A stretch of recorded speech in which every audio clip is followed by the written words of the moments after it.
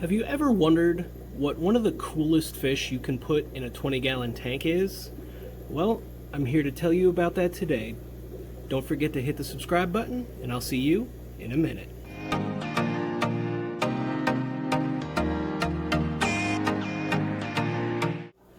What's up, guys? My name is Dylan, and welcome back to Veteran Aquatics. A lot's been going on. My daughter was born. She's beautiful, healthy, and doing very well. You'll get to meet her in an upcoming video, but that's not really what we're talking about today. Today we're going to talk about Apistos, specifically kind of the setup to breed them, what kind of water conditions they need, and just some general information about keeping these awesome little dwarf cichlids. If you have a 20-gallon tank, this is definitely something you want to consider keeping in there. So as you can see, the fish room is changing around a little bit. The tanks that were once over there are now gone. That whole rack is going. It's just been really cold here in Pennsylvania, so I'm waiting for it to get a little bit warmer before I open up that garage door. This rack is new, as are the tanks that are sitting on it. These are 20-gallon longs. So these are the tanks that I've set up to spawn my Apistos, and kind of the setup is as per Dean from Aquarium Co-op. I watched one of his videos on it that Corey put out, and it makes a whole lot of sense. And realistically, I could probably do this in a 10 or even a 15-gallon. The 20 long might not even be ideal because of the amount of space, but let's go ahead and talk about the setup real quick and why it works. Alright, so first things first. In here, I have my triple red Apistogramma cockatoides. Now, they were in a 29-gallon altogether, but they were getting bigger. It was time to separate them. You can see that female there is egg-laden, so I knew I had to move them and move them fast. In that pot right there is her male. He is shy, so unfortunately he's not going to come out. Apistos don't like a lot of light. They like to hide, they like a dimmer tank, they like leaf litter, they like tannins in their water, and I have catappa leaves in there to kind of leach some of those tannins in there. But you can see just how round she is. These guys eat really good. If you don't know, you can't feed Apistos bloodworms.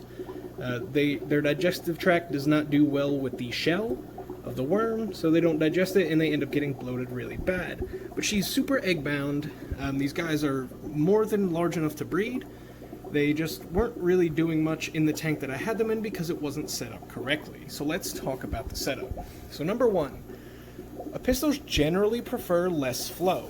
I'm not saying you can't do it with a lot of flow, and I'm kind of experimenting to see what the difference is, because in this 20-gallon long down here with my other set of triple red cockatoides, there is a lot more flow. That sponge filter's turned way up. Elsewise though, the tank is pretty much set up the same. There's a coconut hut in the back, there's a piece of driftwood that will break up the sightline, there's a little plate, there's another little cave back there, and then a pot in the corner.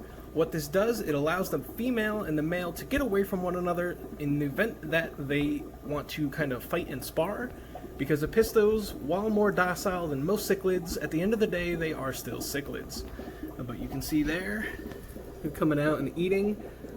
I ordered some extreme krill flake from Super Cichlids, and my fish seem to love it. I also got Community Crave and their sinking pellet, and my fish are doing really well with it. For once, I had finally run out of food, so I had to make an order after I came back from the hospital with my daughter. So there are some plants in that tank. There are some fake plants in this tank. Plants aren't a necessity. Eventually, I would like to put down a bunch of dirt, cap it with sand, and do a nice planted tank. But you can see there's one of the male triple reds. So he's actually more of a double red because he's missing the red on his bottom fins. He's got a little splotch of it there, but that's about it. His dorsal isn't covered very well, so he's not a super high quality male. I wish the one that was down here would come out because he has really nice coloration. His fins look great, and he's got a lot more color on him than that one does. And then down here, I finally pulled some of my orange flash. I actually pulled a group of about 8 of them and put them in here. They are a little smaller, but I figured separating them from the group and giving them their own tank would give them the opportunity to grow out in relative peace compared to the absolute chaos of the 120 or so I have left in the 150. Let's take a look. There's one down there. Looks like a little female. They really do dig the coconut huts. Apistos are cave spawners. So regardless of the type of cave that you have, you do need to have a cave for the Apistos. They like to hide, it makes them feel secure, and that's generally where they'll lay their eggs. A lot of times they'll lay them at the top of the cave or the coconut hut that you put in the water, just because it's kind of how they stick them. So I also have Hongsloy, I have Agazizii, and a bunch more orange flash, and they're going to be going on the other side of this rack after I move the tanks that are behind it out of the way. So speaking of the Hongsloy, here's my Hongsloy pair. I paid quite a bit for these guys, but that male is super nice. Him and the female will probably spawn as soon as I put some caves in, but I do want to move them to one of those 20 longs on the other side. I just haven't gotten around to it yet. And the light in here is super dim, but here's one of my Agazizii. Pretty sure this is the male. He likes to hang out over here because, believe it or not, the females in the Apistogramma group are generally the ones that cause the aggression. But these guys are doing super well. I got way too excited when I found these. I immediately had to have them. And I found them at Cuboid Nature Aquarium in Peddler's Village in Pennsylvania. So if you're local to the area, they have a lot of cool fish. So definitely go check them out.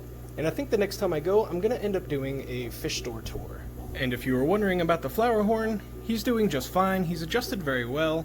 He's way more personable than he was. He's colored up a lot. Based on the comments in the video about him, I think I'm gonna go with naming him Brutus. My friend Robbie suggested the name, and I really like it. Robbie's actually where I got all of my African peacock cichlids, which, by the way, are doing excellent. And now that they've finally come out, and I have lights on these tanks, these are my F1 Red Terrors. So I have 3. I did my best to pick males and females, even as small as they are, but you can see that one has a lot more red than the other ones do on his fin. So I'm hoping that's a nice male, and I get at least 1 female, because I'd love a pair of these guys. When they grow out, they're absolutely amazing. And I know the tank glass is dirty, guys. You know, having a 3-year-old and raising an infant at the same time while trying to maintain this fish room is a nightmare. But these are my Paratilapia pollini large spot, so they're growing really fast. I have a trio of these as well. That big dominant male there is kind of a jerk and tends to beat up on the smaller ones, but they're coloring up nicely and growing really, really fast. So anyway, back to the Apistos. That's the cave that the male has chosen. This is the nicer male, although you won't be able to see it because he won't come out. Apistos like softer water. A pH of about 6.8 is probably perfect. Like I said, tannins in the water. That's why the catappa leaves are there. A little bit of driftwood, some caves to hide in, and the sponge filter works great. Turn the flow down if you can, because like I said, they do prefer a lower flow environment. Generally speaking, when you'll find them in the wild, it'll be in a lake or a pond or a stream where leaves have collected and there's a lot of leaf litter. There is never a lot of leaf litter in a high flow environment because the water will just wash it away. And like I was saying before, Apistos are an awesome tank for, an awesome fish for a 10 or a 20 gallon tank. I chose 20 longs because it's a nice footprint, there's plenty of space, and it gives space for the parents to raise the fry. You can spawn them in 10 gallon tanks, but it kind of gets way too crowded when the parents are sitting on fry, and you'll either end up losing the fry or one of the parents due to aggression. So a slightly bigger tank is a great thing to have. A 15 gallon is probably perfect. It's got the same footprint as a 20 gallon high, but it's a little bit lower, and I have a couple of them. I am going to end up switching those out for 20 gallon highs when I build another rack. There's going to be another 20 gallon rack behind me here. I'm going to pull out those 55s, and those are going to sit next to these 20 gallon longs and go all the way the entire length of the fish room. Now, sometimes Apistos can be hard to find in pet stores, especially with the pandemic. A lot of them are shipped in from Europe, and due to the decreased flights, a lot of fish stores are struggling to get stock of certain things unless they can get it domestically. So if you can't find them, you're going to have to go online. There's a couple of good sources, but the best source is me. If you're interested in Apistogramma cockatodes orange flash, I have a ton of Growouts available. If you haven't joined my band already, that's where I sell my fish. Shipping is available. It's starting to warm up and hit mid 40s during the day, so I should be able to start shipping. I'll go ahead and leave a link to my band channel down below. Make sure to join it, and if you see anything you like, send me a message and we'll go ahead and set it up. There's one of the orange flash. So sexing these guys can be difficult when they're smaller because you end up with what are called sneaker males. They'll mimic a female up until there's no longer a dominant male in the tank, and then they tend to show their colors.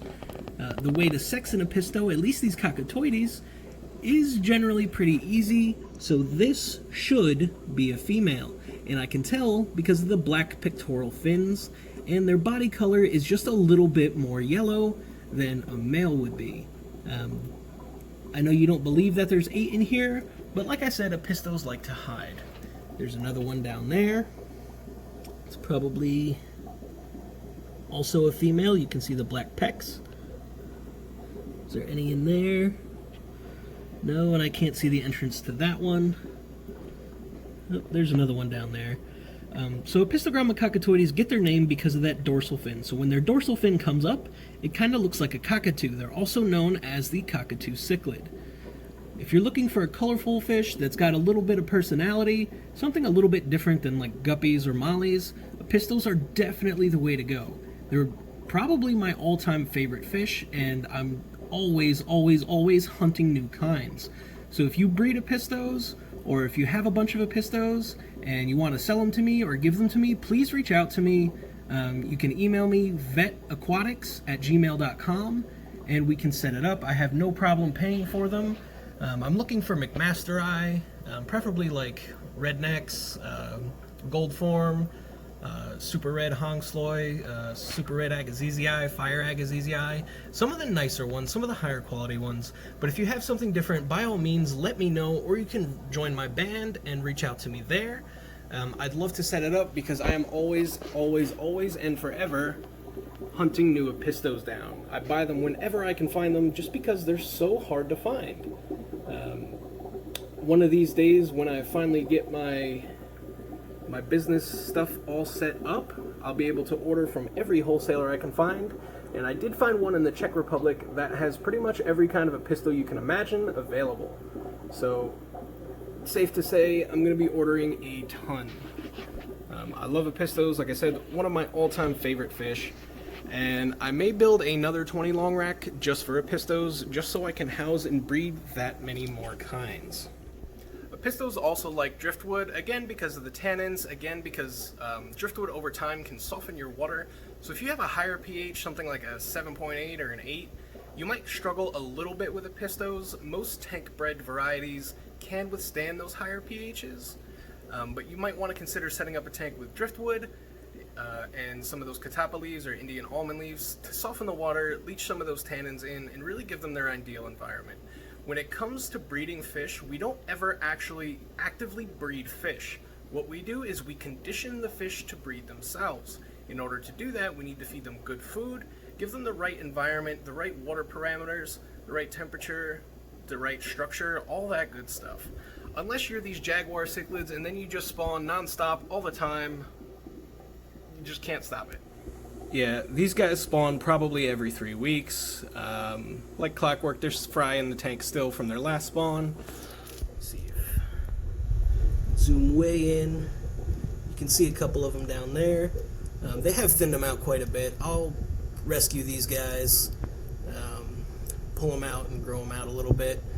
And I may rescue an entire spawn next time, just because I have had so many people asking for them. But these guys are great parents for probably about the first week and a half. After that, they start, eating their fry, which is normal. It's expected. It's nothing weird or different. But they're absolutely savage, and I love them, and I will always and forever keep jaguar cichlids. If you haven't already, guys, go ahead and hit the subscribe button. We have well past 2,500 subscribers, which is crazy because I've only been doing YouTube for, 16 months or so. So go ahead and destroy it. Let's get to 3K. My goal for the year is pretty lofty. I want to hit at least 5,000 subs by the end of the year. That's pretty doable considering I only got to 1,000 last September. So that's it for today, guys. I hope you enjoyed it. I hope if you didn't think about keeping Apistos, you are now. Like I said, they're just an amazing little dwarf cichlid, great for a 20-gallon tank, which pretty much anybody can get. If you're worried about buying one, just wait for a Petco $1 per gallon sale. Go get it for 20 bucks. Set it up with a sponge filter, a light, and just go get your Apistos. But that's it for today, guys. Thank you so much for watching. As always, stay safe, stay healthy, and I will see you next time.